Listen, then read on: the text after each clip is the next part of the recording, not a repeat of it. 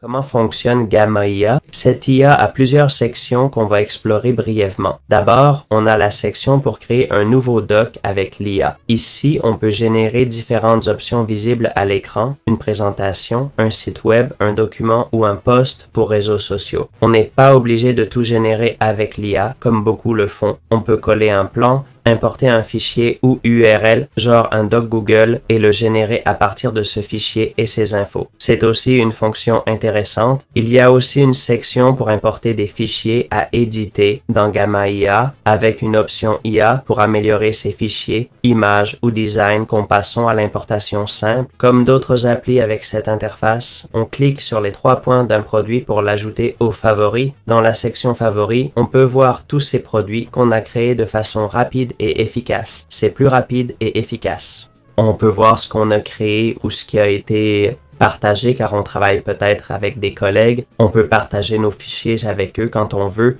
pour travailler plus efficacement et pouvoir éditer ensemble, puis peut-être finaliser le document ou la présentation avant de la montrer. Donc, on peut voir ce qu'on a créé ou ce qui est partagé avec nous. Ici, rien n'est partagé car c'est un nouveau compte pour la démo. Voilà, vous savez où trouver chaque élément. Il y a aussi cette section pour créer des dossiers, notamment dans les projets si vous voulez un projet complexe. En bas, il y a une partie intéressante avec les modèles. Ici, vous verrez les modèles populaires, par exemple pour les présentations, avec un aperçu et leur entraînement, car ce sont des modèles IA qui, selon nos demandes, si on fait un modèle pour une présentation sur les scientifiques, peuvent être utiles. Vous voyez les images, les personnes, etc. On peut trouver un modèle adapté, comme dans PowerPoint avec ses propres modèles, mais ici, il y a aussi des modèles conçus pour l'IA, permettant ainsi à l'IA de comprendre rapidement ce qu'elle doit faire. La structure du projet est déjà créée. Ensuite, dans la section Inspiration, on trouvait des choses amusantes pour explorer et s'amuser davantage en testant les limites de l'IA. On pouvait aussi créer de nouveaux thèmes, des modèles à utiliser ou à importer. Enfin, comme sur beaucoup de sites, on pouvait modifier notre profil et ajouter des membres à nos espaces de travail. En haut à droite, vous voyez vos crédits disponibles. Ils s'épuisent avec le temps et pour continuer, il faudra plus de crédits ou passer à un meilleur forfait. On a une vidéo sur tous les tarifs de l'application.